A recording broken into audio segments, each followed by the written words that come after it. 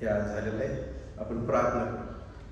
धन्यवाद, स्तुती, आराधना, मान, महिमा, गौरव सदान सर्व करून बापा परमेश्वर आज वचनातून बोलण्यास दिलाच त्याबद्दल फार महत्व आणि मला स्पर्श कर बसलेलं प्रत्येकाला हातोड आशीर्वाद पाठव आणि ते मी जे काय बोलणार आहे त्यांना समजावं असं ते जज प्रिया निश्चय बोलणार मागून ऐकले आमेन.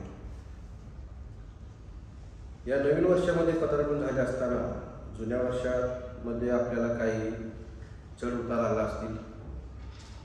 कामाचा ताणतणाव, आजारीपण, लेकरांची काळजी, नातेवाईकांच्या काही समस्या असतील. तसेच सर्व दुःख सुखात गेलं. यावेळी आपण मानव असल्याने आपल्यामध्ये चिडचिड, गैरसमज अशा अनेक गोष्टी आपल्यामध्ये होऊन गेल्या असतील. पण आपण सर्वांनी लक्षात ठेवले पाहिजे की या सर्व गोष्टींमध्ये देव आपल्याबरोबर आहे. देवाने आपल्याला सोडलेलं नाही. आपण जगत असताना आपल्या अनेक प्रश्नातून जावे लागते, पण प्रत्येक प्रश्नाचे उत्तर मिळेलच असे नाही. पण देव आपल्याबरोबर आहे आणि देवाला सगळ्या प्रश्नाची उत्तरे माहीत आहे. पवित्र शास्त्रात सांगतात परमेश्वर प्रत्येक गोष्ट त्याच्या समयानुसार करत असतो आणि देवाची वेळ एकदम अचूक असते. काही गोष्टीबद्दल आपलं जजमेंट काही वेळ चुकू शकते, पण देवाचं जजमेंट चुकणार नाही.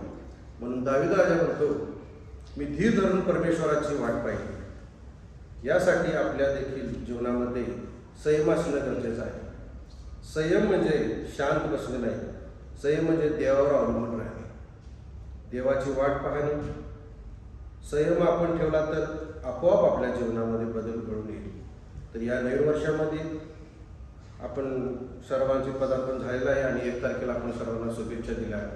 सोशल मीडियावर आपण बघितलं, व्हॉट्सअप, फेसबुक आणि आपण 1 तारखेला चर्चमध्ये देखील आपण सर्वांना शुभेच्छा दिल्या. आणि इथून पुढे आपण जगत असताना पवित्र शास्त्र सांगते जुने ते होऊन गेले.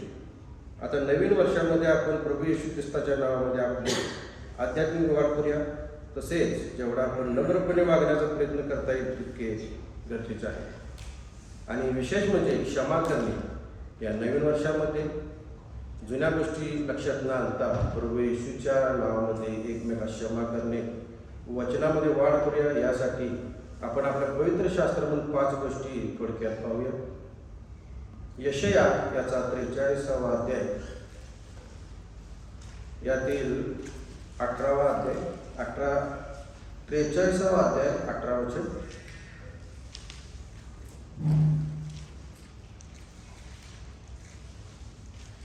जुन्या करारातील आहे, पान नंबर 861. पान नंबर सांगण्याचं कारण म्हणजे बाळासाहेब जेव्हा बायबल वाचत असतात तेव्हा सांगतात एखादा अध्याय आम्ही हुडकण्यात जाते. मला तर माझं सांगतात, वाचून झाल्यानंतर मग मला सापडते ते. त्यामुळे पान नंबर मी लिहून ठेवले. त्यामध्ये पूर्वीच्या गोष्टीची आठवण करू नको, जुन्या गोष्टी मनात आणू नको. पहा, मी एक नवीन गोष्ट करणार आहे, जुने ते होऊन गेले. आपण देखील आपल्यामध्ये काही वाईट गोष्टी असतील, उदाहरणार्थ राग, चिडचिड, उदासीपणा, इतरांबद्दल काही गैरसमज असतील, तर सर्व काही बदल करून एकमेकास क्षमा केली पाहिजे आणि प्रार्थनेत वाढ केली पाहिजे. क्षमेचे महत्त्व आपण पवित्र शास्त्रामधून पाहत असताना, पहिली गोष्ट पाहत असताना योसेफबद्दल आपण काय पाहत असताना उत्पत्ती याचा 41वा अध्याय,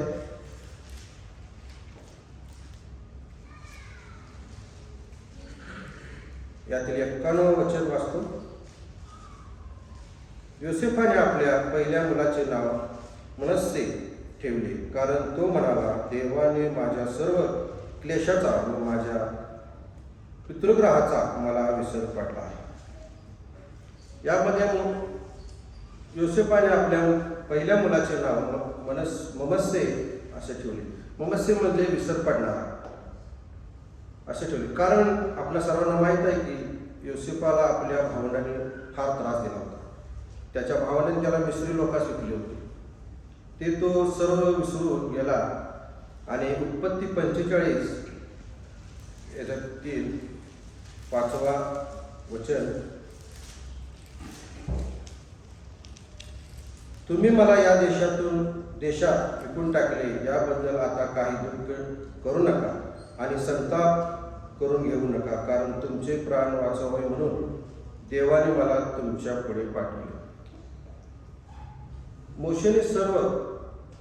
योसेफाने सर्व गोष्टी विसरून त्यांच्या भावासाठी देवाजवळ प्रार्थना केली आणि त्याच्या जीवनासाठी त्याने सर्व विसरून त्यास क्षमा केली. कारण क्षमेचं महत्त्व फार आपल्याला सर्वांनाच आहे. क्षमा ही येशू ख्रिस्ताने देखील सर्वांसाठी केलेले आहे. आपल्या पापासाठी रक्त साठलेलं आहे. तसेच त्याप्रमाणे पुढे बघत असताना आपण दुसऱ्या गोष्टीमध्ये जात असताना मोशेबद्दल थोडक्यात पाहत असताना गणना आता सिस्टरने 12 ते 10 वाचले, त्यातले आपण थोडक्यात पाहू. मोशेने कृषी लोकातील एक स्त्री बायको केल्यामुळे मोशेचे भाऊ बहीण मिर्याम व यरोन त्यांच्या विरुद्ध बोलू लागले. पण मोशे हा नम्र होता, देवाचा तो विश्वास होता. मोशेला मिर्याम व यरोन हे त्रास दिल्यामुळे परमेश्वराचा क्रोध भडकला व मिर्यामला शिक्षा म्हणून कोड दिले आणि ते पांढरे कडपडले. त्यानंतर गणना 12व्या अध्यायामध्ये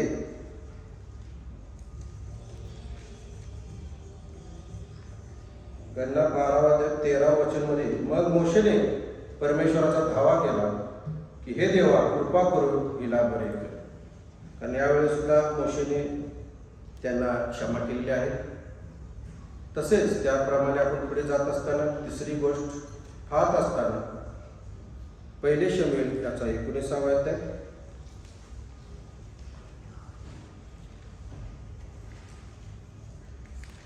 मग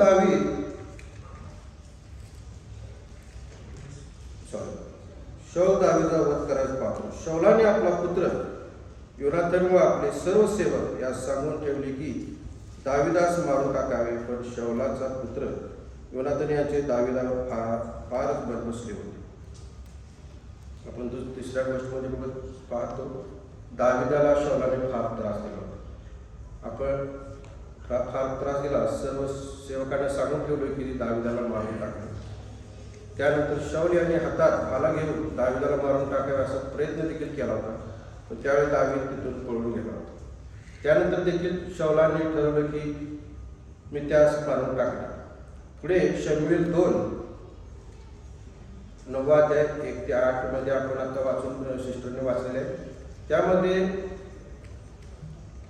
काही काळानंतर शौल आणि त्याच्या मुलांचं वध झाल्यावर दिसून येते. ते मृत्यू झाले की दावीदाला ज्यावेळेस समजले त्यावेळेस दावीदाने शोक केला आहे.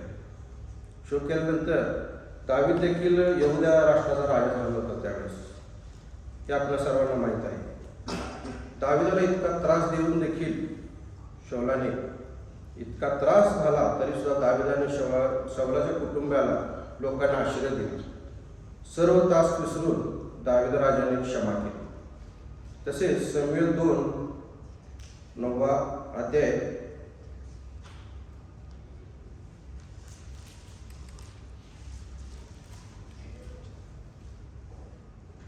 यात 7 वचन आपण बघूया. दावीद त्यास मला भिवू नको, तुझा बाप योनाथन याच्याकरिता मी तुझवर अवश्य दया करेन.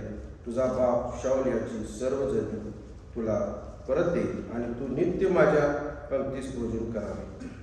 हे आपण थोडक्यात पाहिलेलं आहे. तिसरी गोष्ट. तसेच त्यापुढे जात असताना 4थ्या गोष्टीमध्ये जात असताना आपण 4थी गोष्टीमध्ये प्रभू येशू ख्रिस्त. लूक शुभवर्तमान याचा 23वा अध्याय.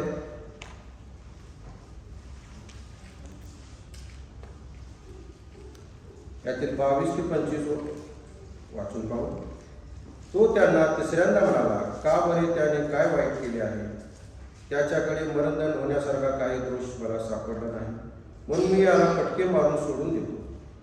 पण याला वधस्तंभावर खेळाच असा त्याने मोठ्याने ओरडून आग्रह चालविला आणि त्याच्या ओरडण्याला यश आले. तेव्हा त्याच्या मागण्याप्रमाणे व्हावे असा पिलाताने निकाल दिला.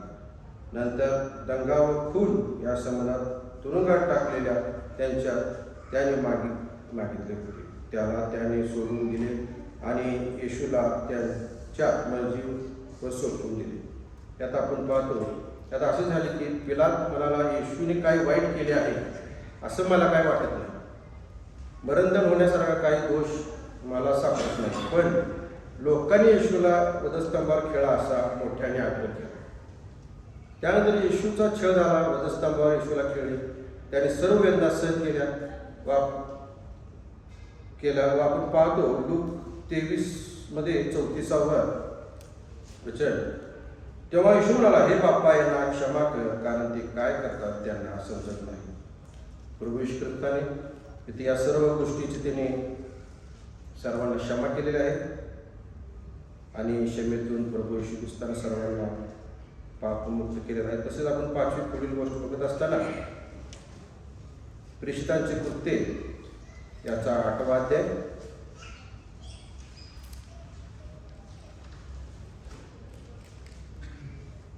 यातील 3रं वचन.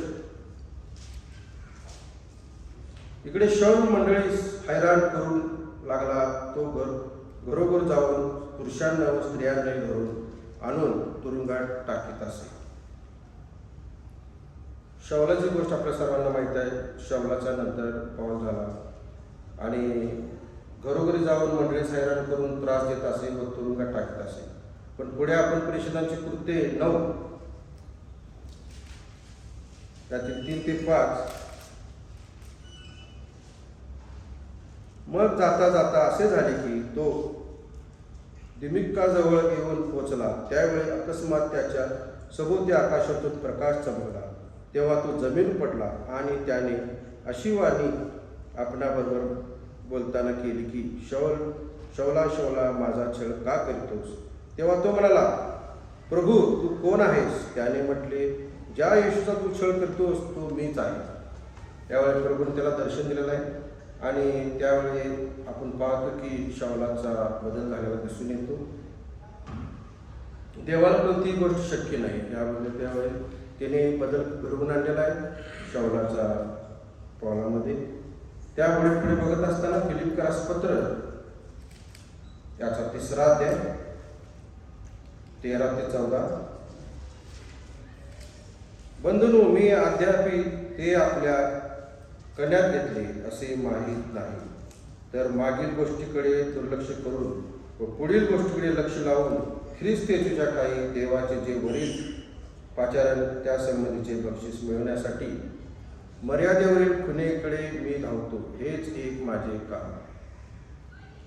यामध्ये प्रेषित पौल म्हणतो, बंधूंनो, मागील गोष्टीकडे दुर्लक्ष करून व पुढील गोष्टीकडे लक्ष लावून ख्रिस्त येशूच्या काही देवाचे जे वरील पाचारण त्यासंबंधी बक्षीस मिळवण्यासाठी मर्यादेवरील खुणे मी धावतो. हेच एक माझे काम आहे. प्रभू येशूच्या कृपेने शौलाचा पौल होत असेल तर आपल्यामध्ये देखील बदल होणे गरजेचे आहे. शेवटी पाहत असताना पौलाचे गलतीकरास पत्र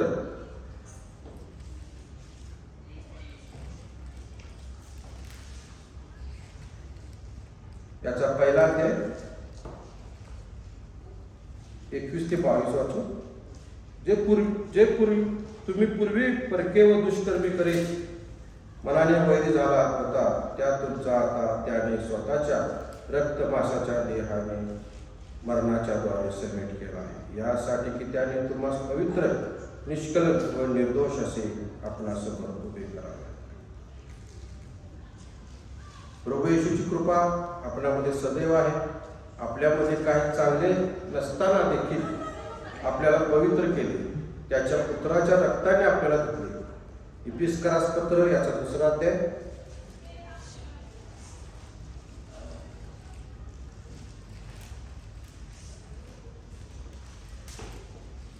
इफिसकरास पत्र याचा 2रा अध्याय 4 ते 5 वाचूया. म्हणून या नवीन वर्षामध्ये जुने ते होऊन गेले, जुन्या गोष्टी मनात न आणता सर्वांनी एकमेकास क्षमा करून नवीन जीवन जगण्याचा प्रयत्न करूया. हे करत असताना आपण स्वतः प्रभूच्या वचनामध्ये प्रार्थनेची वाढ करणे गरजेचे आहे. या नवीन वर्षामध्ये आपण सर्वांनी प्रार्थनेमध्ये वाढणे गरजेचे आहे. घरामध्ये कौटुंबिक प्रार्थना, तसेच दिवसातून 1 वेळेस का होणार गुडघ्यावर प्रार्थना करणे गरजेचे आहे. कारण गुडघ्यावर प्रार्थना पालक साहेबांनी मी ज्यावेळेस शाळेला किंवा कॉलेजला असेल, बाळासाहेब त्यावेळेला कॉलेजला असतील, BSc ला वगैरे नर्सिंगला, त्यावेळेला तुम्ही सांगतात गुडघ्यावर प्रार्थना करा.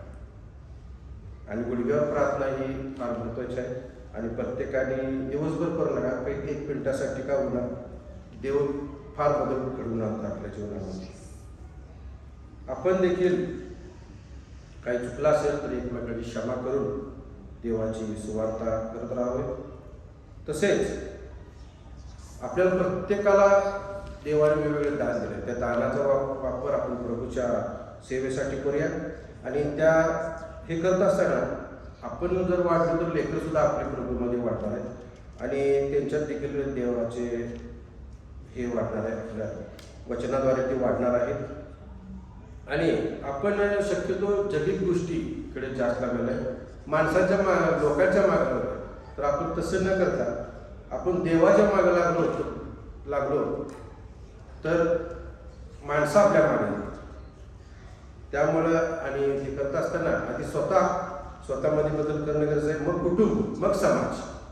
नाहीतर मी आता एक बोलला घरातून झुंबड, ह्याच्यात काय अर्थ नाही. त्यामुळे आपण सर्वांनी प्रार्थनेद्वारे सर्वांनी आनंदित या नवीन वर्षामध्ये प्रभूमध्ये राहावं ही नम्र विनंती. हे करण्यास आपण सर्वांना देवबाप आशीर्वादित करू. थोडक्यातच बोललो, एक 5-10 मिनिटं. काही चुकला असेल क्षमा करा. इथून पुढे 5-6 एक 10 मिनिटं बोलतील. आपण प्रार्थना करू. धन्यवाद. स्तुती आपल्याला लहान महिमा सदा सर्व काळ बापा प्रभू पुढे प्रार्थने संगीताच्या काम होतो आमच्या मंडळीमध्ये प्रभू तुझ्या वचनाद्वारे बोलण्यास संधी दिला असतं कारण म्हणतो आणि मग तुझं बोलला त्यांना ते कळालं असेल असं दे बापा. तुझी कृपा तुझ्या सगळं जमलेलं प्रत्येक लहान प्रत्येक समस्या अडचण दूर करा.